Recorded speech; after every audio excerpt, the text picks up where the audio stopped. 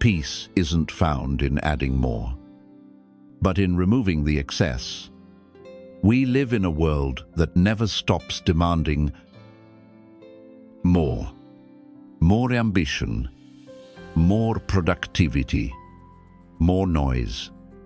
But what if peace doesn't come from adding more?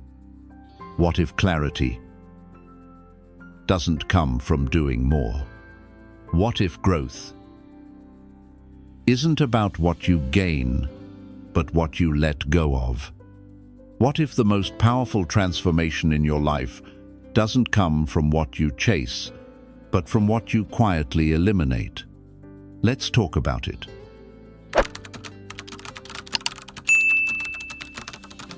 The Stoics believed strength wasn't about control. It wasn't about chasing success, applause, or recognition. It was about subtraction, letting go of what doesn't serve your mind, releasing what weakens your character, removing what distracts you from who you're meant to be. Stoicism isn't just about enduring pain. It's about choosing what stays in your life and what quietly exits. And in this episode, we'll explore exactly that. 10 things you can quietly eliminate to reclaim your time, your focus, and your inner peace. No dramatic declarations, no loud reinvention, just simple, powerful decisions made in silence that echo for the rest of your life. Let's begin.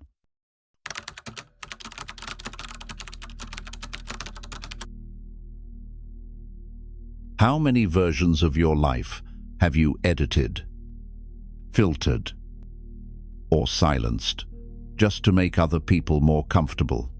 How many times have you hesitated to speak, to post, to wear what you like, to do what you feel called to do, because a voice in your head whispered, "What will they think of me?"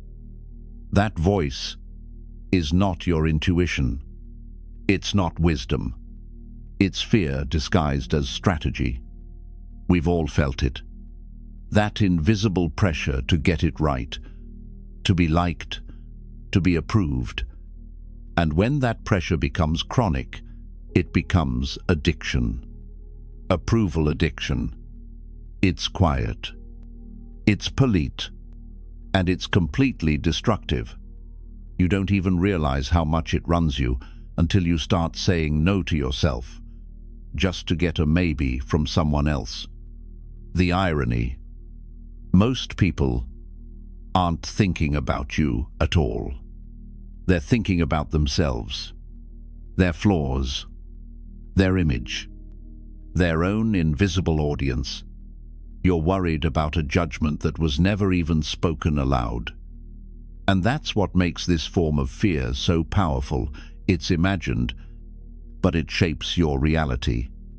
You become smaller in your actions, less honest in your expression, and over time, less you. The Stoics had no patience for this. They believed freedom begins when you stop chasing the shifting approval of others. Epictetus said, "If you want to improve, be content to be thought foolish and stupid." Not because you are foolish, but because growth often looks messy to those who don't understand it. And those people, they're not your audience. They're not your compass. When you build a life around public opinion, you end up with a house of mirrors, everything distorted, everything designed for applause. But when you stop seeking applause, you start finding alignment. Here's a Stoic strategy to shift the mindset: rejection reframe. Every time you feel judged or dismissed, don't ask, "What did I do wrong?" Ask, "What did that moment reveal?" Because rejection isn't a verdict. It's a filter. It's information. Maybe that person wasn't aligned with your values. Maybe that space wasn't made for your voice. Maybe the feedback was never about you, but about their own discomfort with truth. That's clarity. That's liberation.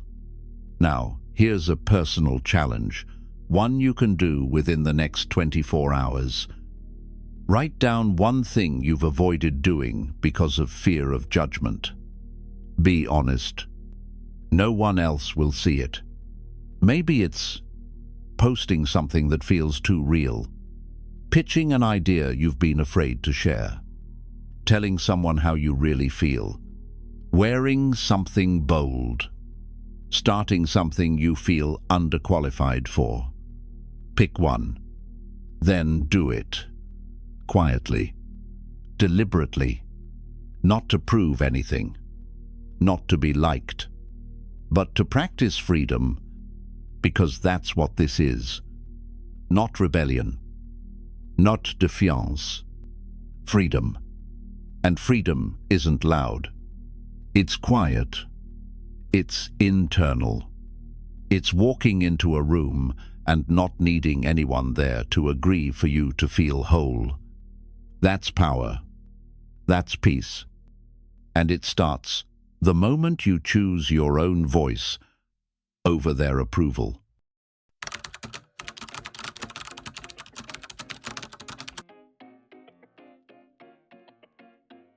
Some relationships are draining, but not because they're loud or explosive. They're draining because you give, and they take, over and over again. And maybe they don't yell. Maybe they don't insult.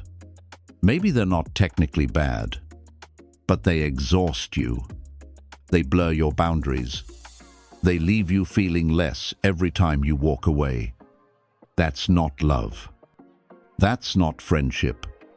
That's a one-way contract. You pay with your energy. They collect without contribution. And it happens more than we realize because we confuse being loyal with being available to anyone, no matter how they treat us. Let's be clear. Not every difficult relationship is toxic. Some are just hard and worth working through. A hard relationship challenges you, but it also grows with you. It has tension, but it also has repair. You disagree. You collide. But underneath it, there's mutual respect. A toxic relationship is different. It's lopsided, unbalanced. The growth is only one-sided, and it's usually you doing the work for both of you. There's a quiet bitterness in always being the one who reaches out, the one who apologizes, the one who checks in, the one who holds the relationship together like it would collapse if you let go. And maybe it would. But ask yourself, should you be the only one holding it up? The Stoics taught us to preserve our energy for what uplifts, what strengthens, what brings clarity. Seneca said, "Associate with those who will make a better man of you." He didn't say perfect people. He said people who challenge you toward your best self. If someone keeps pulling you into cycles of guilt, drama, or emotional confusion, they're not sharpening you. They're draining you. But here's where it gets hard. Most toxic relationships don't end in one conversation. They don't require a dramatic exit. They require quiet action. Here's the strategy. Silent withdrawal. No announcements. No angry texts. No big confrontations. Just less energy, less time, less engagement. Respond slower. Engage lighter. Prioritize elsewhere. Create emotional space without needing to explain every step. Because, truthfully, you don't owe people a dissertation on why you're choosing peace. You don't need to make noise to reclaim your energy, but you do need to be honest. with yourself. Ask, am I showing up because I love them, or because I'm afraid of what will happen if I stop? Because if your presence is based on guilt, habit, or fear, it's not love. It's emotional debt. And carrying that debt will bankrupt your peace. Here's a practical step. Make a list of people in your life. Now, circle the names of those who replenish you. Then underline the ones who leave you mentally, emotionally, or spiritually drained. No judgment, just observation. Then ask, what's one boundary I can quietly establish this week? Maybe it's saying no. Maybe it's taking longer to reply. Maybe it's canceling something you said yes to out of obligation. Start small, but start, because you deserve relationships that flow both ways. Energy, that's mutual. Presence, that's real. Support that goes both directions. This isn't about being cold. It's about being clear. You don't have to cut people off to cut off access to your peace. You just have to stop feeding what no longer feeds you. That's how quiet people become powerful.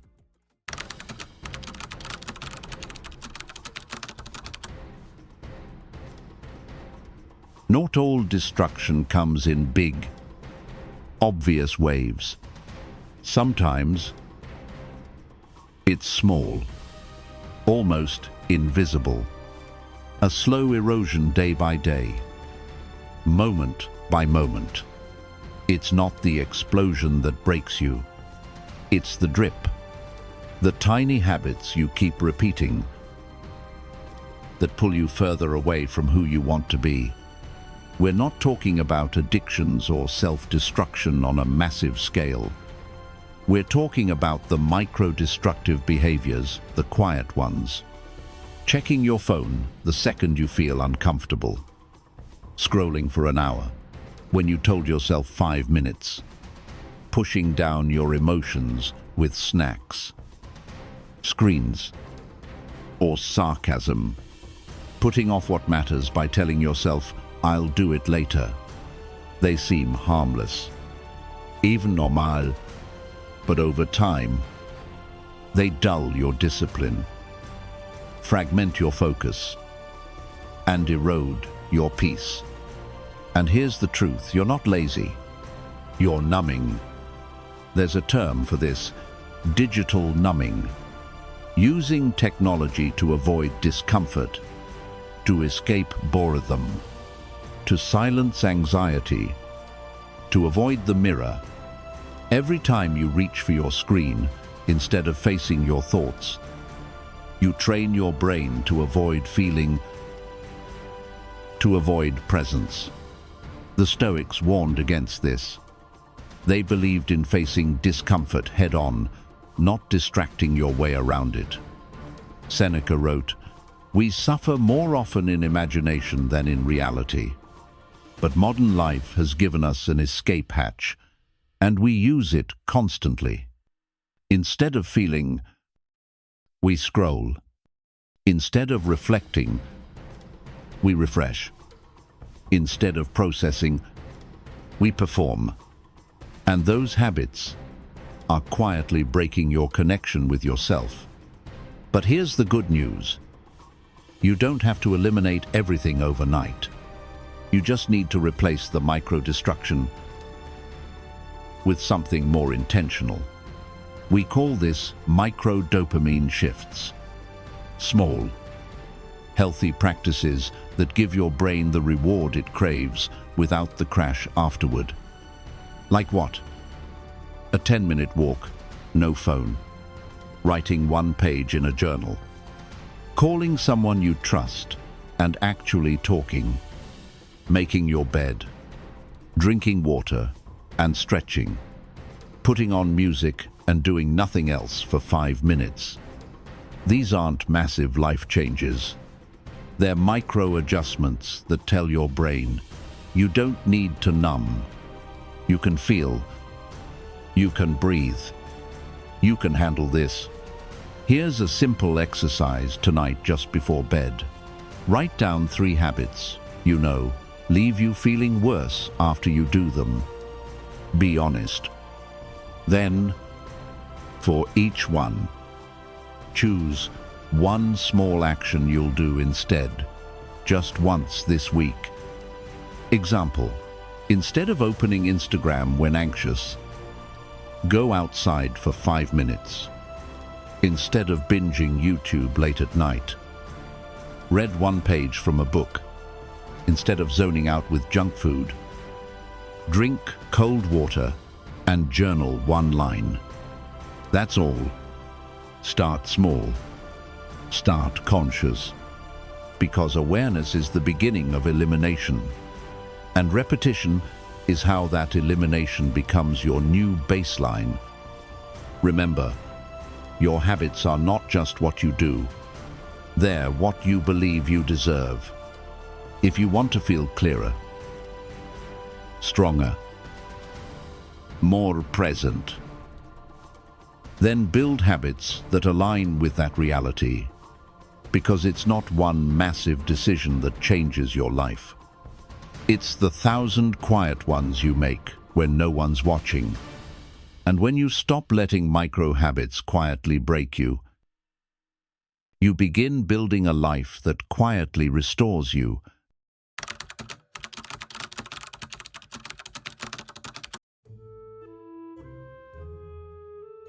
We like to believe we're in control, that if we plan well enough, work hard enough, worry long enough, we can shape every outcome, avoid every storm, prevent every failure. But life doesn't work that way. No matter how tightly you grip, some things will slip through your fingers. And here's the paradox. The tighter you hold, the more peace you lose. The Stoics understood this deeply. They didn't preach surrender. They taught something stronger, disciplined detachment. Epictetus said, "Some things are up to us, and some are not." It sounds simple, but it requires emotional mastery to live by that truth. So let's reframe it with something practical: effort versus outcome. Your job is the effort, not the outcome. You control how you show up, not how others respond. You control how much care you put in, not whether you're recognized for it. You control your preparation, not the result. This isn't weakness, it's wisdom. Because when you waste energy trying to control what's out of reach, you drain the energy you do need for the things that matter. Like your mindset, your discipline, your response. Imagine this: you're stuck in traffic. You're running late. You keep checking the time. Your heart's racing. But none of that urgency changes a single car in front of you. Nothing moves faster because you're panicking. Now switch the lens. You take a deep breath. You turn on a calming podcast. You accept where you are. Same situation. Différente expérience. Because you let go of what you can't shift and focused on what you can. That's emotional control. That's real power. Now, let's make this actionable. Here's a daily practice I call the release journal. Each night or morning, if you prefer, write down one thing you've been mentally gripping too tightly, something that's consumed your thoughts, something you can't fix, but keep replaying. A result, a person, a decision you've already made. Write it down. Then beneath it, write this sentence: I don't control the outcome, but I control my next step. And then let it go. Symbolically, consciously. Close the notebook. Take a deep breath. Move on. Will the thought return? Probably, but now. You've trained your mind where to leave it. Stoicism isn't about apathy. It's not giving up. It's about shifting from control obsession to clarity of effort, from clinging to composure, from what if to what now. Ask yourself, am I trying to control something that isn't mine to hold? If yes, loosen your grip. Not because you don't care, but because you care enough to protect your peace. You don't need to control everything to move powerfully through life. You just need to control yourself consistently, calmly, intentionally. And when you do, you'll find that most of the chaos was never in the world. It was in your resistance to how it unfolded. Let go. Refocus. Lead without gripping. That's the Stoic way.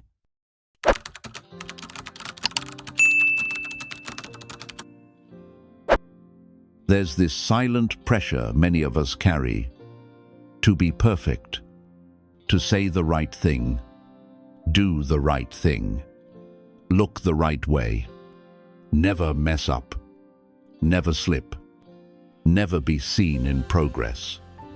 But perfection isn't strength, it's a performance, and eventually it becomes a prison. The more you chase it, the more anxious you become, not because you're failing, but because you're never allowed to be real. And here's the hard truth. Perfection isn't achievable. It's a moving target. A highlight reel stitched together from other people's best moments and your worst self-doubt. But we keep chasing it. Why? Because we've been taught that polished is better than honest, that being right matters more than being true. But the Stoics had no patience for that illusion. They didn't aim for perfection. They aimed for integrity, progress, truth over image. Marcus Aurelius said, "If someone can prove me wrong and show me my mistake, I will gladly change, for it is the truth I seek, not my ego's survival." That's humility. That's courage. That's choosing growth over presentation. Let's introduce a mindset shift. Progress over image. Because image is fragile. It cracks under pressure. But progress is alive. It grows through discomfort. It learns from failure. It gets messy and keeps going. So how do we make the shift? We stop hiding behind polish. We start showing up unfinished, but honest. We stop asking, will they like it? And start asking, is this true to who I am? That means releasing the need to have it all figured out, to post the perfect version, to say the thing that gets praise. But not truth. Because here's the paradox. The more real you become, the more people trust you. We're not moved by perfect. We're moved by real, by vulnerability, by someone saying, this isn't perfect, but it's where I am. So here's your practice, today or this week. Share something that's unfinished but honest. It could be a post, a thought, a story you've never told because it felt messy, something you're still learning, something you failed at, something real. You don't have to overshare. You just have to stop pretending you're polished. Because every time you share realness over performance, you reclaim your freedom. You remind yourself, I'm a work in progress. And that's enough. You drop the pressure of the perfect version and step into the power of presence. Remember this, perfectionism doesn't protect your reputation. It chokes your growth. So let people see your becoming. Let them see the rough drafts. Let them witness you in process. Because perfection might impress, but authenticity connects, and connection heals. You don't need to be flawless. You need to be faithful to what's real, what's true, and what's honest in you. That's how you trade polished for power.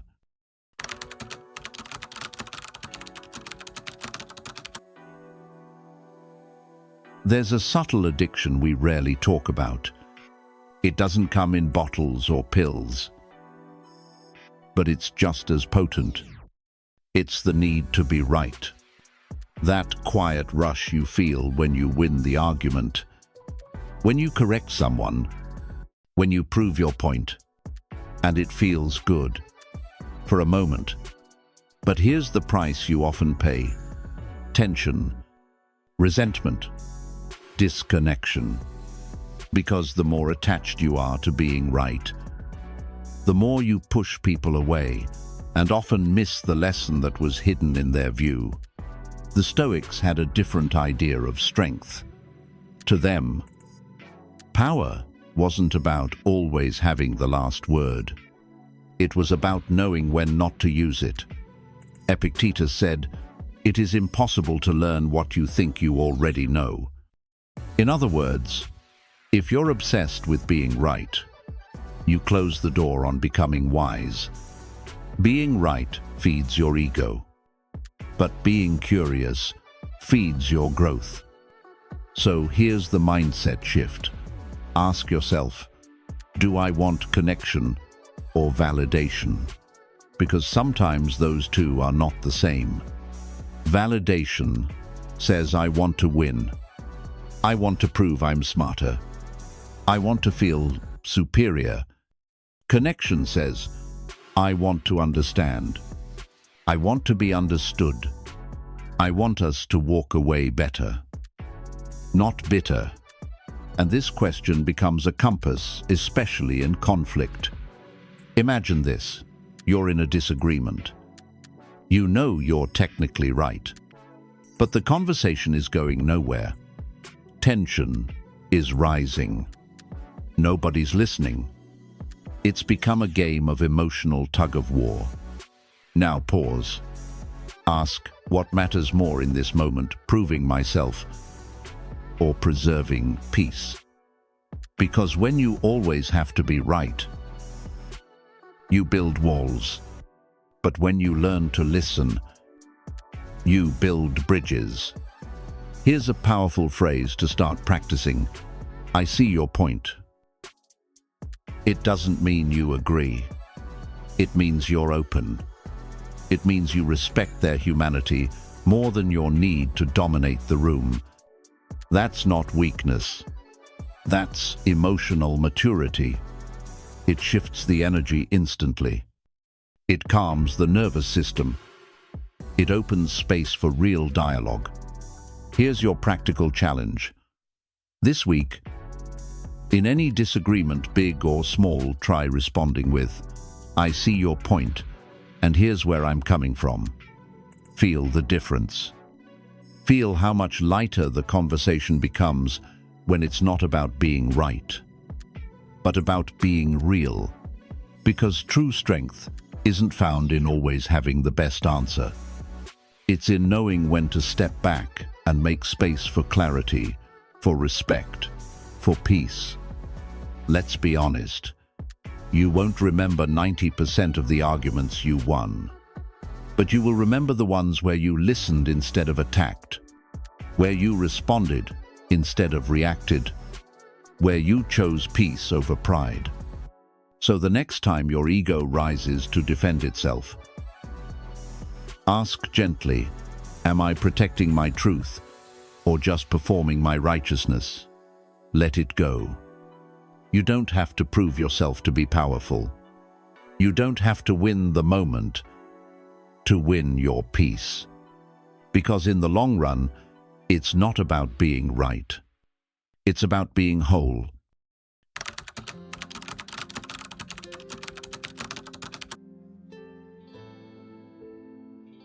We live in a world that never turns off.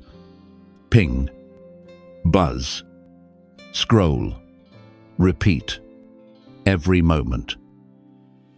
A new notification, a new voice, a new opinion, a new demand for your attention. And without realizing it, your mind becomes a battlefield, not because of what's wrong, but because of how noisy everything has become. Digital overstimulation doesn't feel like chaos. It feels normal, but it's slowly numbing your clarity. It's hijacking your attention span. It's fragmenting your focus and draining your peace.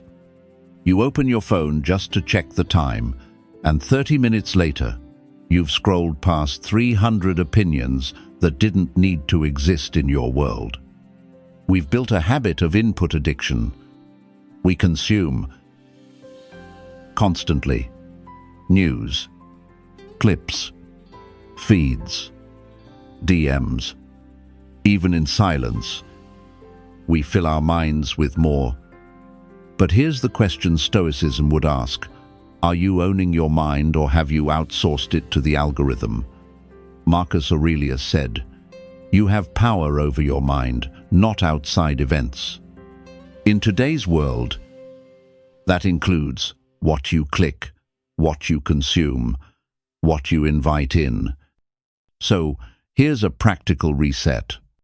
First, the daily input fast. Choose 1 hour each day, any time that works for you, where you take in no new information, no podcasts, no social media, no texts, no television, just quiet, or nature, or reflection, or stillness. This is not about rejection. It's about recalibration. Because if you're always consuming, you're never integrating.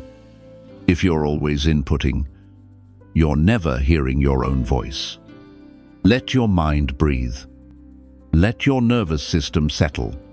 Let silence return long enough for clarity to emerge. Second, create a digital silence ritual. Just 30 minutes. At the end of each day, no screens, no last scroll, no last check, no last fix of dopamine. Instead, dim the lights. Write one line in a journal. Light a candle. Stretch. Breathe. Let your system unplug. Because how you end your day determines how you wake up tomorrow. And most of us are falling asleep, overstimulated, anxious, disconnected. But when you build this daily ritual, your mind remembers what it feels like to slow down, to return to yourself. This is not about deleting all your apps. It's not about becoming anti-technology. It's about conscious usage. Because without boundaries, the world will fill your brain with things that don't belong in your inner space. Here's your challenge. Start tonight. Choose your 30-minute window. Set your phone aside. Silence it. Place it in another room. And ask yourself, what is my mind like without noise?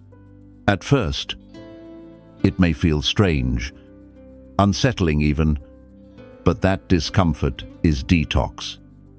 It's your mind remembering that it's not here to just react. It's here to think, to observe, to reflect, and most of all, to be present. You don't need to escape the digital world. You just need to stop letting it drown your awareness. Reclaim your attention. Guard your input. And remember, your peace lives in the pauses.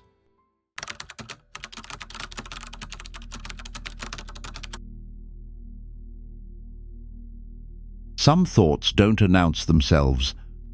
They sneak in. quietly, repeatedly, until they become your internal soundtrack.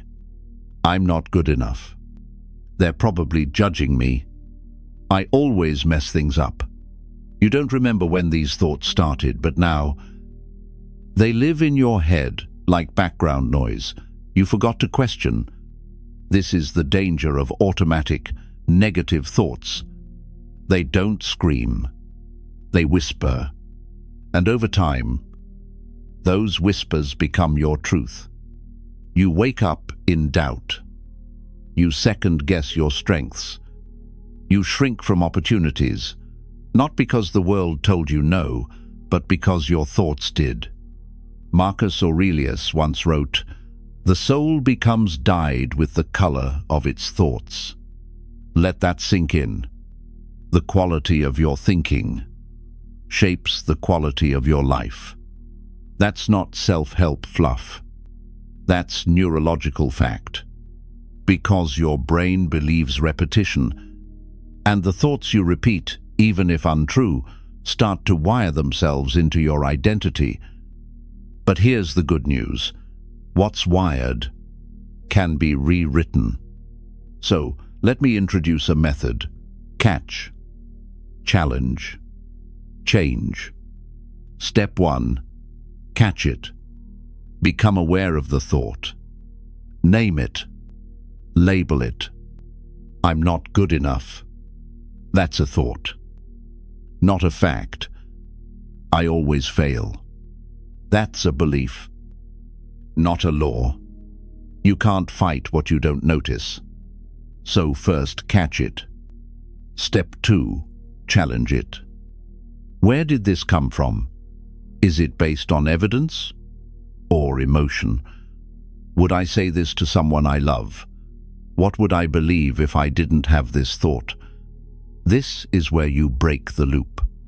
You hold the thought up to the light and see it for what it is, a habit, not a truth. Step 3, change it. Replace the pattern. You don't need fake positivity. You need empowering truth. I always fail becomes I've failed before and learned every time. I'm not good enough becomes I may not be perfect, but I'm growing every day. This isn't about lying to yourself. It's about choosing thoughts that build you instead of bury you. Now, here's your practice. Tonight, just 5 minutes, write down 3 recurring negative thoughts you've noticed this week. Then go through the catch, challenge, change process for each. Write the original thought. Write the counter question. Then rewrite the belief. Keep it simple. Keep it honest. Because this isn't about instant transformation. It's about rewriting the mental code you've been running on autopilot. It's about choosing thoughts that guide you toward clarity, not confusion. Strength, not shame. Presence, not paralysis. Ask yourself this: if someone followed the voice in my head all day, would they grow stronger or smaller? If it's the latter, then it's time to change the script. Because no matter what you've been told, you are not your thoughts. You are the one who observes them, who challenges them, who replaces them with something better. You can't control the first thought that arises, but you can control whether you believe it, feed it, or rewrite it. Choose wisely, because, as Marcus said, your soul becomes dyed with the color of what you think. So think like someone who respects themselves.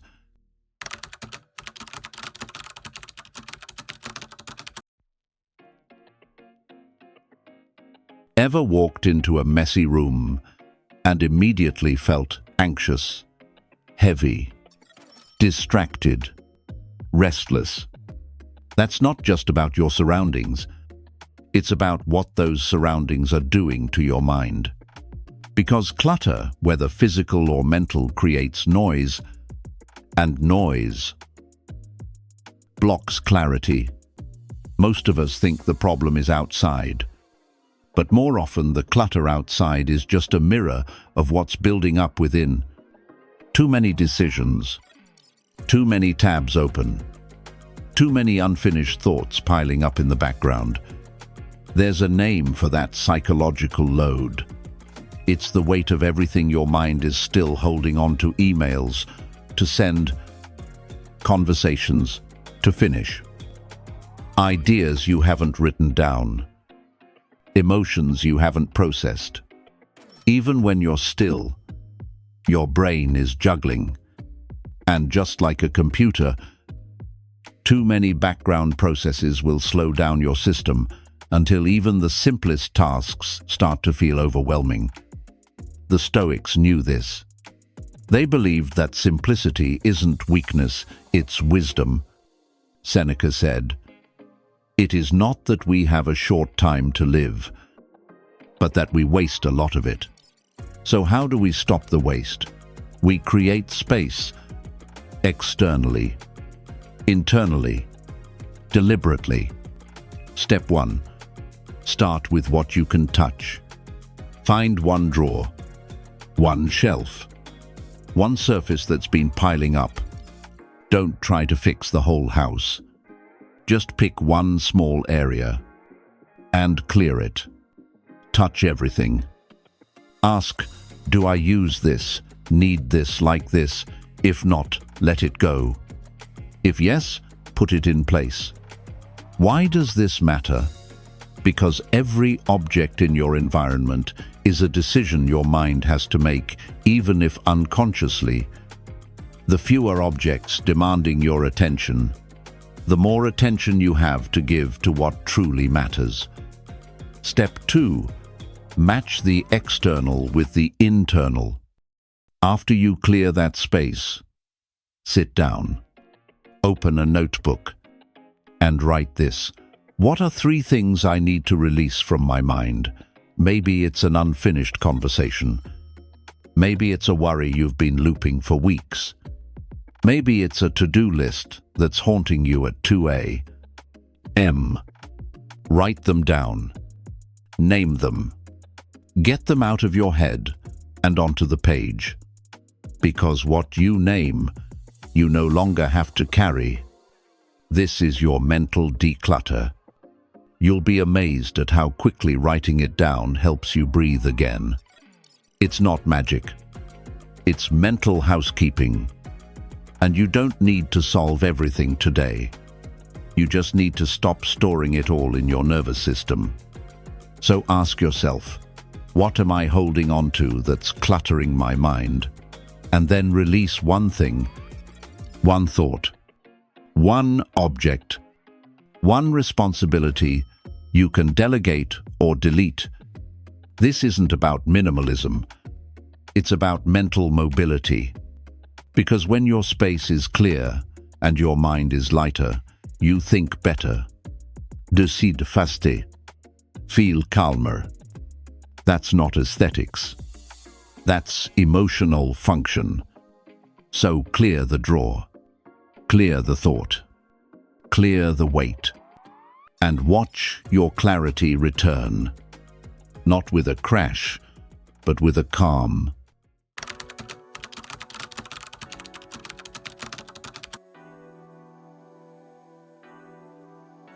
It happens quietly. You see a post, a promotion, a relationship milestone, a vacation photo, and just like that, your life feels smaller, your pace feels slower, your progress less impressive. That's the trap of comparison. It doesn't shout, it whispers, "You're behind. You're not doing enough. You should be more like them." But here's the truth. You're measuring your journey with someone else's template. And no matter what you achieve, comparison will always find a way to make you feel late. You're stacking your raw, unfiltered reality against someone's polished highlights and calling it fair. The Stoics saw the danger in this. They taught us to look inward, to measure growth by who we are becoming, not by how we stack up against others. Seneca put it clearly, as long as you live, keep learning how to live your life, not theirs. Not some algorithm-approved ideal, just yours. So here's the better question. Am I living in alignment or performing to keep up? Because when you perform, you chase what looks right. You make decisions to impress, not to fulfill. You build a life that may seem successful, but feels hollow. Alignment feels different. It's quieter, calmer. It's when your values shape your choices, not trends, timelines, or the pressure to compete. And when comparison creeps in, you lose that sense of center. You start reacting instead of choosing, striving instead of living. So let's re-anchor. Try the own path practice. Tonight, write down 3 things you're doing for you. Not for status, not for followers, not for applause, just because they align with who you want to be. Maybe it's prioritizing solitude without feeling guilty, pursuing a dream that doesn't make sense to anyone else, saying no more often because your peace is finally non-negotiable. Write them down. Let them remind you what matters. And next time your mind starts to drift toward comparison, ask, is this coming from envy or from misalignment? Because often, what we call jealousy is really just a nudge to return to our own values. So look ahead.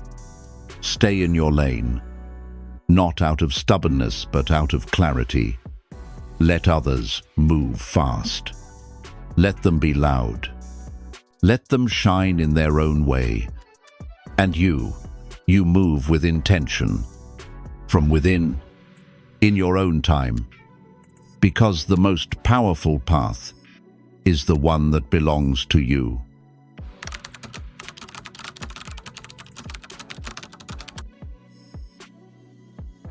Transformation doesn't always announce itself. It doesn't always come with noise, or fire, or applause. Sometimes it begins in silence, in the quiet decision to let go, to release what no longer serves you, to step away from what drains your peace, to eliminate softly, without drama, the thoughts, habits, and patterns that have quietly held you back for years. This isn't about massive change overnight. It's about intentional subtraction, one layer at a time, one mental burden at a time, one relationship, one belief, one habit at a time. Because every time you remove something that doesn't align, you create room for something that does. That's how real strength is built. Not by adding more, but by holding less. More clarity, more stillness, more you. So ask yourself, quietly, what's one thing I'll let go of this week? Just one. No announcement, no explanation, just release and return to yourself. And if you're ready to keep going, to rebuild your life from the inside out, our next episode is for you. The Stoic Reset: How to Rebuild Your Life from the Inside Out. A practical, step-by-step path to restoring peace, purpose, and control. Until then, stay quiet, stay steady, and keep letting go. Because who you're becoming doesn't need to be loud. to be powerful,